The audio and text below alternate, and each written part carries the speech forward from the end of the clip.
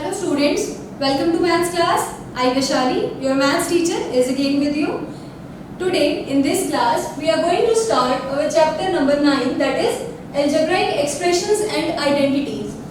इस चैप्टर में हम एक्सप्रेशंस के बारे में पढ़ेंगे और आइडेंटिटीज के बारे में पढ़ेंगे। एक्सप्रेशंस के बारे में थोड़ा बहुत आपको पहले से पता है। एक्सप्रेशंस से पहले मीन्स जो एक्सप्रेशंस है वो किस किस से मिलकर बनता है, वेरिएबल से, कांस्टेंट से, और जो हमारे बेसिक चार ऑपरेशंस होते हैं that is plus, minus, multiply and divide. अब हमें पता होना चाहिए कि वेरिएबल्स क्या है, तो आपने पहले भी पढ़ा है इसके बारे में। वेरिएबल्स क्या होते हैं? ऐसी क्वांटिटीज जो फिक्स नहीं होती, जिनकी वैल्यूज चेंज होती रहे। जैसे नाम ही इसका क्या है, वेरिएबल, मींस वेरी करते रहना, दैट इज चेंज होते रहना। क्लियर? तो ऐसी क्वांटिटीज क्या है, वेरिएबल्स। और हम जनरली वेरिएबल्स को लिखते किससे हैं, स्मॉल लोअर केस लेटर से, that is x, y, z, a, b. हम किसी भी लोअर केस अल्फाबेट से लिख सकते हैं किसको, किसी भी वेरिएबल को। अब कांस्टेंट क्या होते हैं, जिसकी वैल्यूज फिक्स होती हैं। जैसे हमारे पास जो भी नंबर्स होते हैं हमारे 1 2 3 4 -1 7 2/5 डेसिमल नंबर्स, कोई भी नंबर हमारे पास क्या है, एक फिक्स्ड वैल्यू है। और जो भी फिक्स्ड नंबर्स हैं, फिक्स्ड वैल्यूज हैं, वो क्या है, कांस्टेंट्स उनको हम कहते हैं। ठीक है? अब मैंने एक वेरिएबल सपोज किया लेट x, और एक मैंने कोई भी कांस्टेंट लिया 2। तो x में मैंने 2 को क्या किया, ऐड किया। हम बनाते आ रहे हैं अभी तक इस टाइप की expressions from a given statement. जैसे हमें कह दिया sum of two numbers that is x and 2 is given is 3। तो हम बनाते आ रहे थे अब तक कि x + 2 = 3। अब सपोज मेरे पास सिर्फ इतना गिवन है, ये क्या है, एक एक्सप्रेशन है। ये किससे मिलकर बना है, वेरिएबल से, कांस्टेंट से, और इन दोनों को किससे हमने ज्वाइन किया, प्लस के साइन से। दैट इज दोनों के बीच में कौन सा ऑपरेशन है, प्लस का। तो ये क्या है, एक एक्सप्रेशन है। क्लियर?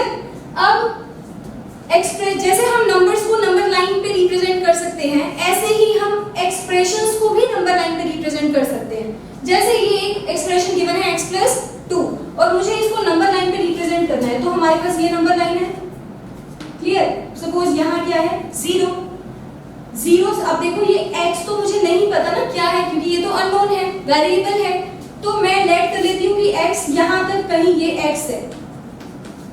क्लियर? और सपोज ये पोजीशन a है, मींस जो यहाँ से लेकर यहाँ तक है वो क्या है, x है। अब मुझे किसी नंबर को अगर ऐड करना होता है तो हम उतनी यूनिट्स आगे जाते हैं। तो ये क्या है, +2। अब यहाँ से मैं 2 तो एग्जैक्ट बता सकती हूँ ना कि 2 कितना है। तो यहाँ से एक यूनिट हम आगे गए, फिर एक और यूनिट हम आगे गए, और मुझे यहाँ पर ये क्वांटिटी, मतलब ये जो नंबर है ये क्या मिल गया, 2। तो ये कंप्लीट किसके इक्वल हो गया, यहाँ से यहाँ तक x + 2। क्लियर? सेम ऐसे ही अगर मुझे 4x रिप्रेजेंट करना है, ठीक है, तो मेरे पास ये नंबर लाइन, यहाँ 0, मैंने लेट किया कि यहाँ तक मुझे x मिल रहा है। x हमें नहीं पता तो हम कहीं पर भी इसकी पोजीशन लेट कर सकते हैं। मुझे चाहिए 4x, तो अब 1x यहाँ, ये 1x है, सेम इतना ही हम और आगे जाएंगे 2x, सेम इतना ही 3x, और सेम इतना फिर 4x। तो मुझे यहाँ कहीं आके कहाँ मिल जाएगा, 4x, मींस ये क्या है, 4x। क्लियर? तो हम जैसे नंबर्स को प्लस माइनस करते हैं, ऐसे ही हम यहाँ पर भी बता सकते हैं कि कोई एक्सप्रेशन को हम नंबर लाइन पे कैसे रिप्रेजेंट करते हैं। क्लियर? अब देखो एक्सप्रेशंस जब बन रहे हैं तो वो किससे मिलके बन रहे हैं। मैंने लिखा है x + 2। क्लियर? नेक्स्ट जैसे हमारे पास टर्म है, टर्म्स, फैक्टर्स एंड कोफिशिएंट्स। तो किसको प्लस कर रही हूं मैं, एक तो x को और दूसरा 2 को। अब ये x और ये 2 क्या है, ये टर्म्स है इसकी, इस एक्सप्रेशन की। तो अगर हमसे पूछा जाए कि इसकी टर्म्स क्या है, तो हम क्या कहेंगे, एक तो x और दूसरा 2। क्लियर? दोनों ही प्लस के हैं, तो हमने प्लस का साइन यहाँ पे मेंशन नहीं किया, नहीं मेंशन करें, दैट मींस वो प्लस के हैं। क्लियर? अगर यहाँ माइनस होता तो हम लिखते -2। तो कोई भी एक्सप्रेशन किससे मिलके बनता है, टर्म्स से मिलके बनता है। अब टर्म्स किससे मिलके बनती है, फैक्टर्स से। जैसे यहाँ तो ये सिंगल है x, सपोज मेरे पास ये एक्सप्रेशन ना होके मेरे पास होता x 3xy + 8। क्लियर? अब इसकी टर्म्स कौन कौन, एक तो 3xy और दूसरी 3xy की अगर मैं फैक्टर्स बताऊं तो ये किस किस की मल्टीप्लिकेशन है? 3 की, x की और y की। तो ये तीनों क्या है? इस टर्म के फैक्टर्स हैं। ये 8 क्या है? देखो 8 को मैं कैसे लिख सकती हूँ? 2 इंटू 2 इंटू 2। तो 8 के तीन फैक्टर्स कौन कौन आ गए? 2, 2 एंड 2। मीन्स सबसे पहले एक एक्सप्रेशन अगर हमारे पास है तो वो किससे मिलकर बन रहा है? वेरिएबल से और कांस्टेंट से। फिर एक्सप्रेशंस में क्या है? टर्म्स है, और टर्म्स से हमें क्या मिल रहे हैं? फैक्टर्स मिल रहे हैं। अब फैक्टर्स से कोफिशिएंट्स पे आते हैं। देखो इस टर्म में अगर मुझसे कहा जाए कोफिशिएंट क्या है, तो ये जो न्यूमेरिकल नंबर है 3, ये क्या है? इसका कोफिशिएंट है, या हम कहते हैं न्यूमेरिकल कोफिशिएंट है। मुझसे पूछा जाए कि इस टर्म में xy का कोफिशिएंट कितना है, तो क्या आंसर होगा हमारा? 3। ठीक है? और जो ये +8 है, ये क्या होती है? Constant term.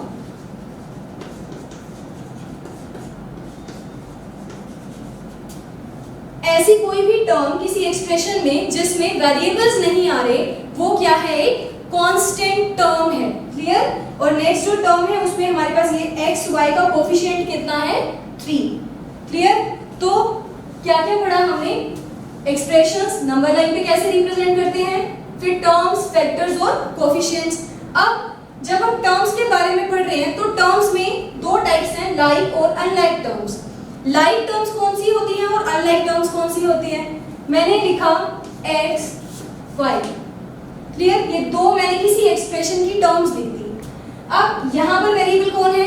x, और इसमें वेरिएबल कौन है? y। पावर्स अगर हम देखें तो x की पावर कितनी है? 1, और y की पावर कितनी है? 1। पावर्स तो सेम है, बट जो वेरिएबल्स हैं वो अलग अलग हैं। मींस ये दोनों कैसी हैं? अनलाइक टर्म्स हैं। क्लियर? अब मैंने अगर लिखा x और x², ये x है और ये x² है। x की पावर यहाँ पर अगर हम देखें तो 1 है, और यहाँ पावर 2 है। अब वेरिएबल्स तो जो रिप्रेजेंट हो रहे हैं वो सेम है, x से रिप्रेजेंट कर रहे हैं, लेकिन पावर्स यहाँ पर 1 है और यहाँ पर 2 है। That means these two are unlike terms. Means या तो पावर्स अलग हो जाए या वेरिएबल ही अलग आ जाए, तो वो कैसी टर्म्स हैं? Unlike terms. और अगर वेरिएबल्स भी सेम और उनकी पावर्स भी सेम आ रही है तो हम क्या कहेंगे? वो कैसी हैं? Like terms. जैसे एग्जांपल अगर हम यहाँ पर कंसीडर करें,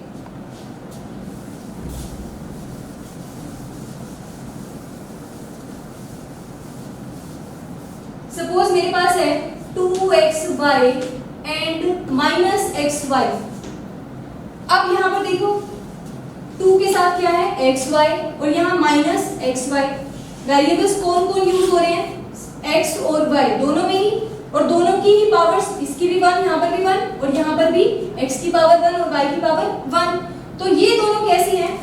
लाइक टर्म्स। बट अगर यहाँ पर इसकी जगह हो जाता 2xy और -x²y, अब x और y दोनों की पावर्स 1 है यहाँ पर, बट यहाँ x की पावर कितनी आ गई? 2। तो एक की भी पावर डिफरेंट होती ही क्या बन गई? Unlike terms. क्लियर? तो इस चैप्टर में हम क्या पढ़ेंगे? एक्सप्रेशंस के बारे में, उनके फैक्टर्स, टर्म्स, कोफिशिएंट्स, लाइक और अनलाइक टर्म्स। इसके बाद हम एक्सप्रेशंस को ऐड और सब्ट्रैक्ट करना सीखेंगे, मल्टीप्लाई करना सीखेंगे, और कुछ आइडेंटिटीज का यूज करके गिवन एक्सप्रेशंस को सिंप्लीफाई करना सीखेंगे। क्लियर? अब हम स्टार्ट करते हैं exercise 9.1। Question number 1 of exercise 9.1 is identify the terms, there coefficients for each of the following expressions. जो हमें एक्सप्रेशंस गिवन है उनमें क्या करना है? टर्म्स बतानी है हमने, और कोफिशिएंट्स बताने हैं कि हर एक टर्म में कोफिशिएंट क्या है। तो मैंने यहाँ पर दो पार्ट्स लिखे हैं इसके। सबसे पहले मेरे पास जो एक्सप्रेशन है वो गिवन है, एक्सप्रेशन, फिर इसकी terms and then coefficient. Expression first क्या है? 5xyz² minus 3zy। अब इसमें टर्म्स क्या है कि इन दो को प्लस माइनस करने पे मेरे पास टर्म्स आ रही है, देखो 5xyz² और माइनस का 3zy। तो मेरे पास दो terms I, that is 5xyz² और माइनस 3zy। ठीक है, कोफिशिएंट देखते हैं आप। फर्स्ट में ये जो xyz² है इसका कोफिशिएंट न्यूमेरिकल नंबर क्या आ रहा है, यहाँ पे जो न्यूमेरिकल फैक्टर है वो क्या है 5, तो कोफिशिएंट कितना आएगा 5। नेक्स्ट में zy के साथ क्या है -3, तो कोफिशिएंट कितना हो गया -3। ठीक है, अब नेक्स्ट जो हमारे पास एक्सप्रेशन है वो क्या है 1 + x + x²। अब इसमें टर्म्स कौन कौन है, एक तो 1, एक x और एक x²।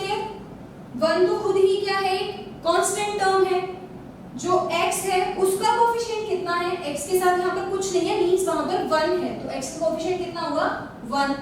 और x² है उसका उसके साथ भी कुछ नहीं है, दैट मींस 1 है, तो कोफिशिएंट कितना होगा 1। क्लियर, तो ऐसे हम किसी भी गिवन एक्सप्रेशन की टर्म्स और उनके कोफिशिएंट्स बता सकते हैं। Similarly, you can do rest of the parts of question 1. Now, let us do second question, that is classify the following as monomials, binomials and trinomials. Which polynomials do not fit in any of these three categories? अब जैसे हमारे पास जो expressions हैं, expressions की number of terms पे based उसके कुछ types हैं, जैसे monomials, mono means 1, जिसमें एक ही टर्म हो, सिर्फ एक ही टर्म आए पूरे एक्सप्रेशन में, उसका नाम क्या है मोनोमियल। जिसमें दो टर्म्स आए उसका नाम बाइनोमियल, जिसमें 3 टर्म्स आए उसका नाम ट्राइनोमियल। और अगर कोई जनरली हमारे पास कोई भी एक्सप्रेशन गिवन है तो वो एक पोलिनोमियल है। पोलिनोमियल का मतलब जिसमें एक या एक से ज्यादा टर्म हो, 1 और मोर देन 1 टर्म। तो फर्स्ट जो मेरे पास गिवन है x + y, देखो इसमें कितनी टर्म्स हैं, एक तो x और दूसरी y, दैट मींस ये क्या है बाइनोमियल। तो अगर मैं यहां लिखूं कि मोनोमियल हमारे पास, बाइनोमियल्स, ट्राइनोमियल्स एंड लास्ट जो हमारे पास किसी भी कैटेगरी में फिट नहीं होते हम वो लिखेंगे। मोनोमियल्स हमारे पास देखो ये x + y, दो टर्म्स हैं, एक x और एक y, तो ये किसमें आएगा बाइनोमियल्स में। नेक्स्ट है 1000, एक ही टर्म है कांस्टेंट टर्म, तो ये क्या है मोनोमियल क्योंकि सिंगल टर्म है, तो 1000 किसमें आया मोनोमियल्स में। नेक्स्ट है x + x² + x³ + x⁴, कितनी टर्म्स आई 4, ना तो मोनोमियल है ना बाइनोमियल और ना ही ट्राइनोमियल, तो ये किसमें आएगा किसी भी कैटेगरी में जो फिट नहीं हो रहा, तो ये हो गया x + x² + x³ + x⁴। Next है 7 + y + 5x, 1 2 and 3 terms means ये क्या है ट्राइनोमियल, तो ये ट्राइनोमियल्स में आ जाएगा 7 + y + 5x। Next is 2y - 3y², 2 terms है, एक तो 2y और दूसरी -3y², तो 2 टर्म्स मींस बाइनोमियल, तो ये बाइनोमियल्स में आ गया, that is 2y - 3y²। Next है 2y - 3y² + 4y³, तो 3 टर्म्स हुई यहाँ पर मींस ये क्या है ट्राइनोमियल, तो इसको हम कहाँ लिख देंगे ट्राइनोमियल्स में 2y - 3y² + 4y³। नेक्स्ट है 5x - 4y + 3xy, तो ये भी क्या है ट्राइनोमियल क्योंकि 3 टर्म्स है, ये भी किसमें आ जाएगा ट्राइनोमियल्स में। सिमिलरली आप इसके अदर पार्ट्स ट्राई कर सकते हैं। तो आज हमने क्या पढ़ा है, बेसिक टर्म्स एक्सप्रेशंस की क्या है बेसिक कॉन्सेप्ट्स, फिर एक्सप्रेशन कैसे बनता है, उसमें टर्म्स फैक्टर्स और कोफिशिएंट्स हम कैसे निकालते हैं, लाइक और अनलाइक टर्म्स की को कैसे हम आइडेंटिफाई करते हैं कि कौन सी टर्म्स लाइक है और कौन सी unlike, and then we had done 2 questions of exercise 9.1. In next class we will continue this exercise. Thank you students.